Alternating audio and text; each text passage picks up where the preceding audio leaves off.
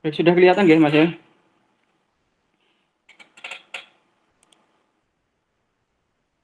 Mas Abdul?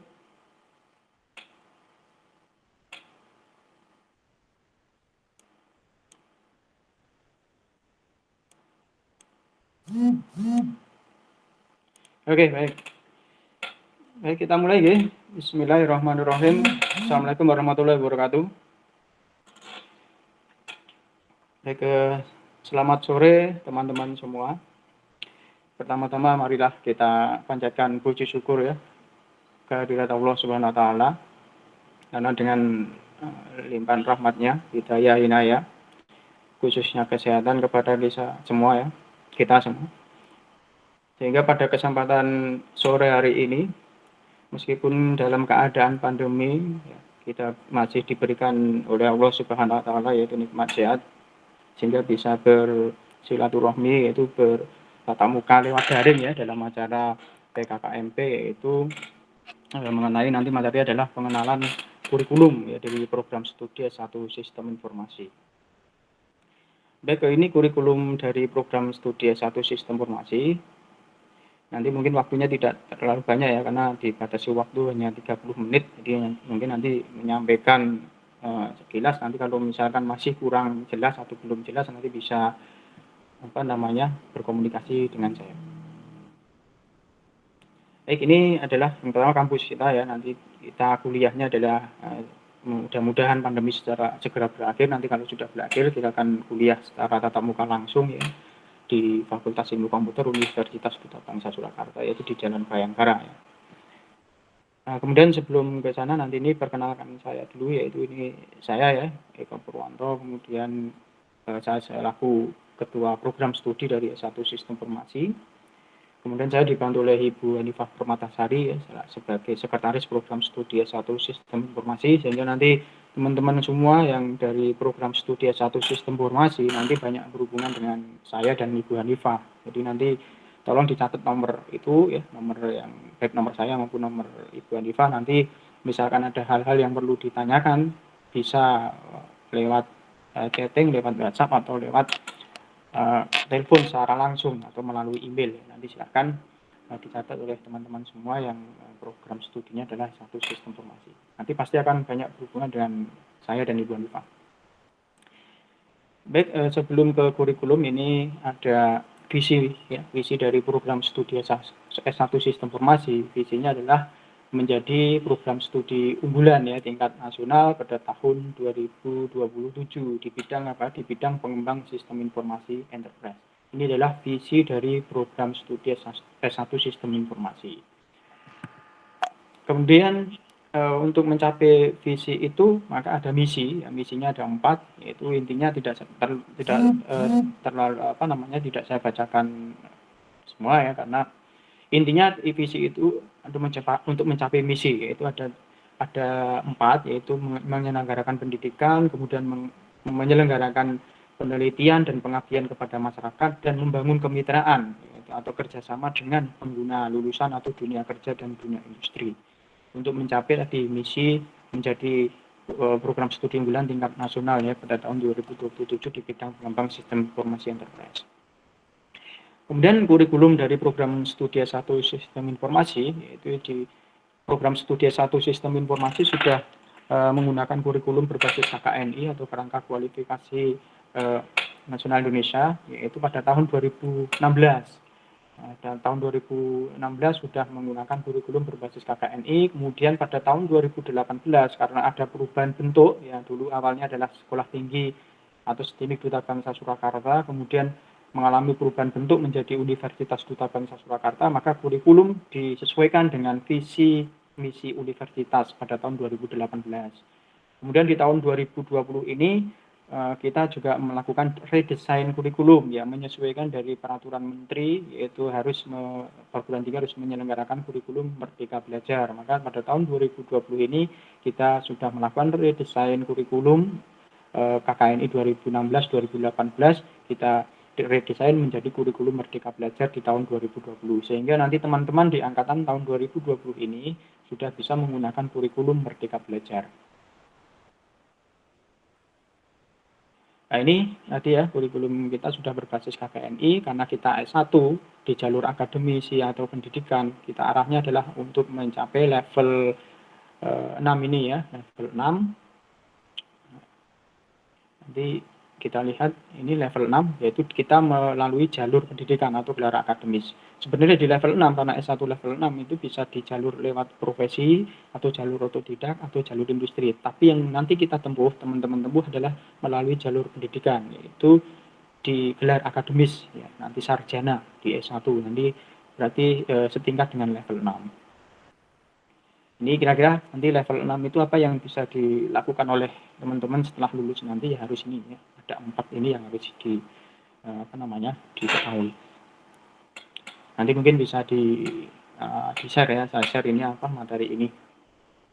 Baik, kita lanjutkan. Yang selanjutnya adalah keunggulan dari program studi sistem informasi. Keunggulan dari Prodi SI nanti diharapkan alumni atau mahasiswa di program studi S1 Informasi itu atau Prodi Sistem Informasi ini memiliki suatu produk unggulan, yaitu sistem informasi enterprise. Itu ada 4, yaitu bisa ERP atau IRM atau CRM atau SCM ya. Enterprise Resource Planning, Enterprise Risk Management, Customer Relationship Management atau Supply Chain Management. Ini adalah keunggulan-keunggulan nanti di produk dari program studi S1 Sistem Informasi. Kemudian profil lulusan. Jadi yang pertama, profil lulusan dari program studi S1 Sistem Informasi adalah satu sebagai pengembang sistem informasi enterprise. Nah, sebagai pengembang sistem informasi enterprise itu peran apa yang bisa dilakukan itu ya, bisa menjadi seorang sistem analis, atau menjadi perancang sistem, atau menjadi seorang project manager, atau menjadi seorang programmer, atau menjadi seorang analisis sistem bisnis. Nah, ini kira-kira profil lulusan S1 Sistem Informasi yang pertama, yaitu sebagai pengembang sistem informasi enterprise. Itu perannya ada 5 ini ya. Apakah sistem analis atau perancang sistem atau programmer atau analisis sistem bisnis. Kemudian yang kedua, profil lulusan yang kedua yaitu sebagai konsultan sistem informasi. Nah, sebagai konsultan sistem informasi, peran apa yang bisa dilakukan oleh lulusan ini, yaitu bisa menjadi seorang konsultan SITI atau seorang enterprise architect atau seorang spesialis ERP atau seorang practice manager. Nah, ini profil lulusan yang kedua. Ini peran yang bisa dilakukan. Kemudian yang ketiga, profil lulusan yang ketiga adalah seorang spesialis database. Nah, seorang spesialis database, peran apa yang bisa dilakukan, yaitu antaranya bisa menjadi seorang analis data, atau seorang database administrator, atau seorang database designer, atau seorang business intelligence analyst, atau seorang database programmer. Nah, ini peran yang bisa dilakukan di profil lulusan yang ketiga ini, yaitu sebagai spesialis database. Ini ya, jadi ini yang ketiga. Kemudian yang keempat adalah profil lulusan yang keempat dari program studi S1 Sistem Informasi adalah menjadi seorang akademisi. Nah, seorang akademisi, peran yang terkait sikap seorang intelektual ya, seperti kritis, analitis, kemudian menghasilkan karya ilmiah. Peran apa yang bisa dilakukan, yaitu bisa seorang akademisi menjadi seorang tenaga pengajar atau dosen ya, atau menjadi seorang peneliti. Nah, ini akademisi. Kemudian yang kelima, profil yang kelima adalah menjadi seorang technopreneur ya. Technopreneur ini peran apa yang bisa dilakukan, ya ini mungkin membangun suatu bisnis startup atau membangun suatu bisnis ya berbasis teknologi informasi. Nah, intinya seorang technopreneur ya, peran yang bisa dikerjakan antaranya adalah membuat rencana bisnis, membuat integrasi rencana proses bisnis dan dengan menggunakan teknologi informasi. Ya, ini ada 5 profil lulusan dari program studi S1 Sistem Informasi ya. Nanti bisa Anda lihat nanti ya, ada 5, seorang pengembang sistem informasi enterprise, seorang konsultan sistem informasi, seorang spesialis basis data, atau seorang akademisi atau technopreneur. Baik, selanjutnya adalah ini akreditasi dari program studi S1 Sistem Informasi adalah sudah terakreditasi B ya, sehingga nanti akan sampai tahun 2021, sehingga nanti pada tahun 2021 insya Allah akan melakukan reakreditasi dan mudah-mudahan akreditasi akan naik menjadi A. Baik, selanjutnya adalah implementasi kurikulum. Jadi kurikulum yang akan diimplementasikan pada tahun 2020 ini adalah menggunakan kurikulum Merdeka Belajar. Kurikulum Merdeka Belajar ini memberi kesempatan kepada mahasiswa untuk belajar di luar kampus. Ya. Jadi ini, mahasiswa nanti bisa mengambil Merdeka Belajar atau tidak mengambil Merdeka Belajar. Jadi diberikan kepada mahasiswa. Yang berhak menentukan adalah mahasiswa. Mahasiswa boleh mengambil Merdeka Belajar atau tidak mengambil Merdeka Belajar. Nah, gimana kalau mahasiswa ini tidak mengambil Merdeka Belajar? Kalau mahasiswa tidak mengambil Merdeka Belajar, maka mahasiswa ini ya mengikuti kurikulum dari kurikulum KKNI dari program studi S1 Sistem Informasi. Jadi kurikulum murni yang memang sudah diatur oleh program studi. Nah, kemudian bagaimana kalau mahasiswa itu mengambil Merdeka Belajar? Nah, kalau mahasiswa ini mengambil Merdeka Belajar, maka mahasiswa mengikuti kurikulum KKNI Merdeka Belajar dari program studi yang sudah disusun atau sudah dirancang oleh program studi dengan pilihan ya. Kebetulan di program studi S1 Sistem Informasi memberikan kesempatan kepada mahasiswa ini ada 3 pilihan, yaitu magang atau praktik kerja, kemudian wirausaha atau entrepreneur, kemudian peneliti atau riset. Jadi 3 ini yang harus nanti bisa dipilih oleh mahasiswa pada waktu mereka ingin mengambil Merdeka Belajar. Gitu ya. Jadi boleh mengambil, boleh tidak. Kalau tidak mengambil Merdeka Belajar ya mengikuti kurikulum yang ada di kurikulum murni dari program studi S1 Sistem Informasi. Tetapi kalau nanti mengambil Merdeka Belajar, maka mengikuti kurikulum Merdeka Belajar yang sudah disusun oleh program studi S1 Sistem Informasi dengan pilihan itu tadi, apakah mau merdeka belajar dengan kegiatan magang atau praktik kerja, atau merdeka belajar dengan kegiatan wirausaha atau entrepreneur, atau merdeka belajar dengan kegiatan penelitian atau riset. Baik, selanjutnya ini adalah ada 4 pilihan di Merdeka Belajar, yaitu yang pertama adalah KKN tematik. Untuk KKN tematik, ini wajib diikuti oleh semua mahasiswa. Jadi semua mahasiswa, baik nanti yang mengambil Merdeka Belajar maupun yang tidak mengambil Merdeka Belajar, itu harus mengikuti KKN tematik. Ya, nanti selama 3 bulan mahasiswa ini terjun ke lapangan ya untuk melakukan kegiatan KKN tematik. Kemudian khusus bagi mahasiswa yang nanti mengambil Merdeka Belajar, maka bisa ada 3 pilihan ini, yaitu entrepreneur atau kewirausahaan, magang atau menjadi seorang profesional atau praktek kerja tadi, dan penelitian. Pilih salah satu pada waktu mengambil Merdeka Belajar. Ini ya. Jadi untuk yang khusus mengambil Merdeka Belajar bisa memilih salah satu. Tetapi untuk KKN tematik ini harus diikuti oleh semua mahasiswa. Jadi semua mahasiswa wajib mengikuti KKN tematik.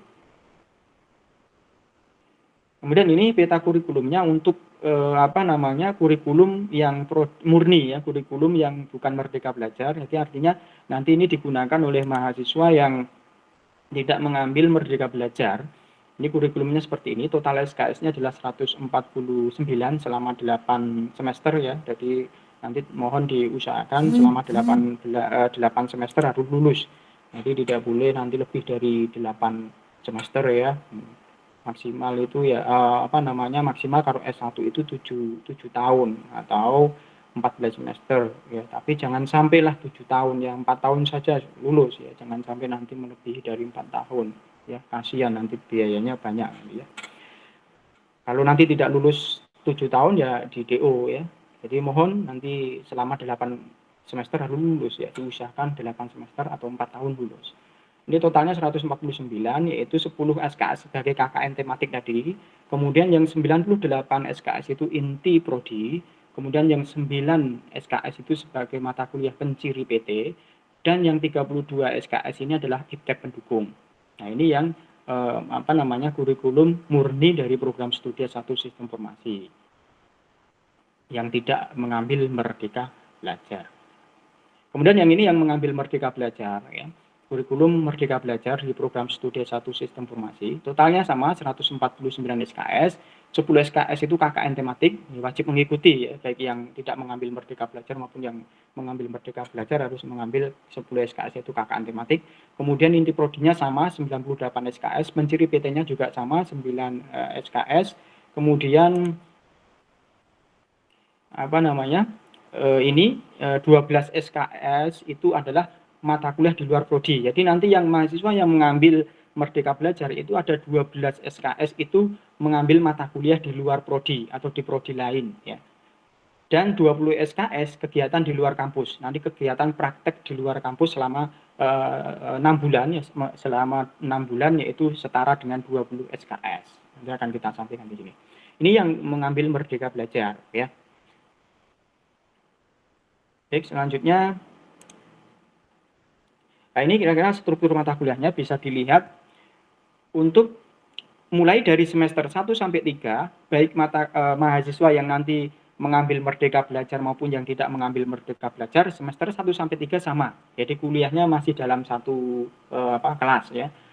Karena semester 1 sampai 3 mata kuliahnya masih sama. Yang mulai berbeda adalah di semester 4, kita lihat di semester 4 yang sebelah ini adalah yang kurikulum murni dari prodi yang tidak mengambil Merdeka Belajar. Ini ada mata kuliah inti prodi 11 SKS, mata kuliah wajib universitas 3 SKS, iptek pendukungnya 6 SKS. Ya, kemudian yang di yang di kurikulum Merdeka Belajar ini ada mengambil mata kuliah di prodi lain 6 SKS. Jadi ini mulai pisah ya. Yang mengambil Merdeka Belajar 6 SKS ini mengambil prodi lain di luar SI. Ini ya. Kemudian mulai semester 5 juga sudah pisah ya. Ini ada, kalau yang ini yang sebelah kiri ini murni SI, ini bisa dilihat ini ada KKN tematik, ini wajib semua ya, yang Merdeka Belajar maupun yang tidak KKN tematik. Nah, ini ada mata kuliah prodi lain. Semester 6 juga sama. Semester 6 ini sudah mulai, kalau yang mengambil Merdeka Belajar itu ada kegiatan di luar kampus ya. Setara dengan 10 SKS selama 3 bulan. Jadi ada kegiatan, kalau yang mengambil magang ya berarti magang di luar kampus, kalau yang mengambil penelitian ya berarti melaksanakan penelitian di luar kampus selama 3 bulan ya setara 10 SKS. Kalau yang wirausaha ya melaksanakan wirausaha atau entrepreneur di luar kampus selama 3 bulan atau setara 10 SKS. Di semester 7 juga sama seperti ini. Ini bedanya. Kalau yang tidak mengambil Merdeka Belajar berarti mengikuti kurikulum murni dari S1 Sistem Informasi. Itu tetap melaksanakan di kampus sendiri intinya. Jadi intinya kalau yang tidak mengambil Merdeka Belajar ya kuliahnya di kampus sendiri ya, di prodi sendiri. Tetapi kalau yang mengambil Merdeka Belajar, kuliahnya ada yang mengambil di prodi lain dan ada kegiatan di luar kampus, yaitu kegiatan magang ya, kegiatan magang atau sesuai dengan kegiatan yang dilakukan, apakah magang atau praktek kerja atau penelitian, atau yang tadi yang kedua adalah entrepreneur atau kewirausahaan. Ini ya. Baik, selanjutnya ini mata kuliahnya dari semester 1 sama semua ya, baik yang Merdeka Belajar maupun yang murni. Ini ada mata kuliah, ini bisa dilihat di mata kuliahnya. Kemudian ini semester 2 masih sama ya. Jadi tidak bisa masih dalam satu kelas.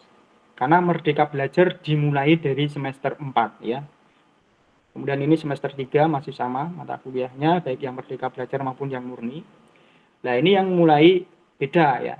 Di semester 4 ini yang murni atau yang tidak mengambil Merdeka Belajar berarti mengikuti kurikulum dari prodi S1 Informasi, kurikulum murni. Ini ada iptek pendukung ini ya, yang warnanya biru ini, nanti yang membedakan. Kalau yang warnanya hijau ini adalah wajib, berarti wajib prodi, nanti berarti yang mengambil Merdeka Belajar juga harus ikut ini, yang hijau ini.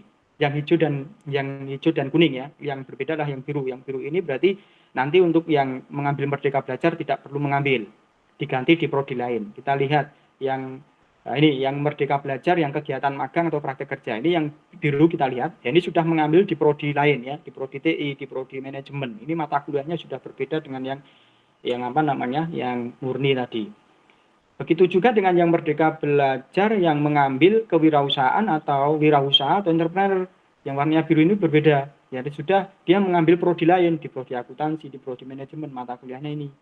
Ya. Ini yang membedakan. Ini berarti mahasiswa ini sudah keluar kampus, tidak mengikuti mata kuliah ini ya. Ini mengikuti di prodi lain, tidak di prodi SI. Kemudian yang penelitian juga sama, yang mengambil kegiatan penelitian juga sama. Yang warnanya biru ini yang berbeda. Dia mengambil di prodi hukum dan prodi TI, yaitu mata kuliah HG dan kecerdasan mesin dan buatan. Ini di semester 4. Semester 5 juga sama demikian. Ini ada 10 SKS tadi, yang KKN tematik tadi yang dikonversi menjadi mata kuliah agama, Pancasila, kewarganegaraan, dan inovasi kreativitas dan bahasa Indonesia.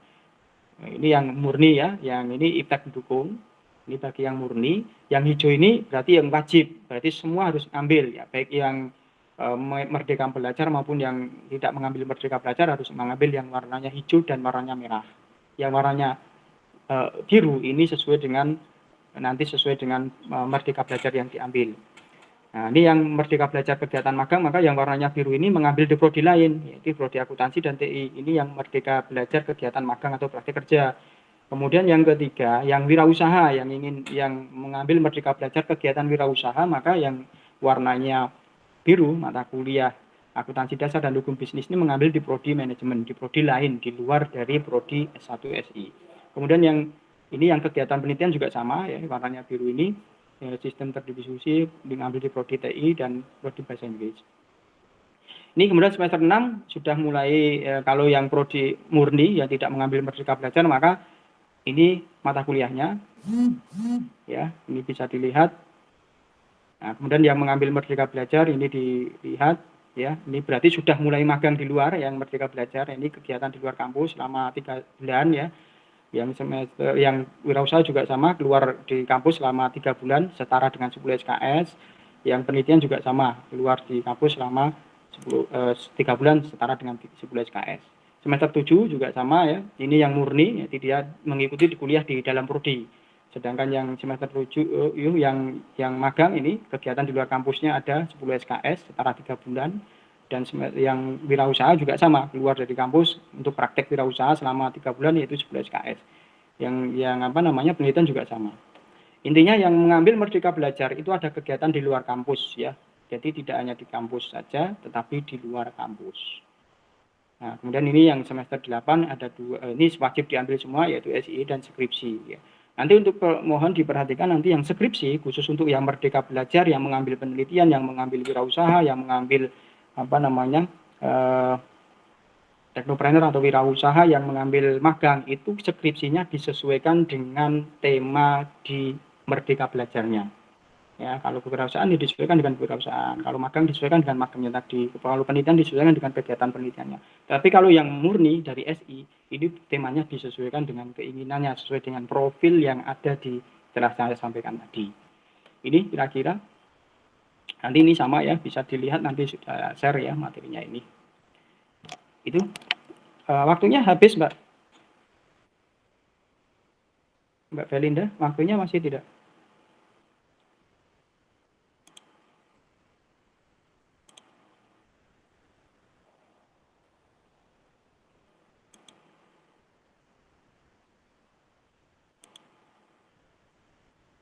Itu mungkin yang bisa kita bahas. Nanti kalau ada pertanyaan nanti bisa lewat WA atau lewat email, ya. Nah, kan ini profilnya tadi, ya, sebenarnya ini profil dari yang mengambil magang itu ada menjadi seorang profesional bidang SI atau seorang profesional di bidang sistem informasi enterprise. Nanti kegiatan magang itu akan dikonversi, ya. Hasil dari magangnya tadi akan dikonversi menjadi nilai yang di mata kuliahnya, ya. Yang wirausaha juga sama, ya. Nanti menjadi orang entrepreneur atau wirausaha yang mengembangkan potensi lokal. Nanti kegiatan di wirausahanya akan dikonversi, ya. Nah, karena kan akan menghasilkan nilai. Jadi akan dikonversi menjadi nilai yang ada di transkrip. Ini yang penelitian juga sama, menjadi seorang peneliti, ya, tingkat dasar, ya. Nanti hasil penelitiannya juga akan dikonversi, ya. Nanti meneliti selama 6 bulan, ya, tadi, ya. 3 bulan di semester 6 dan 3 bulan di semester 7, maka akan dikonversi. Itu kira-kira yang bisa kita sampaikan.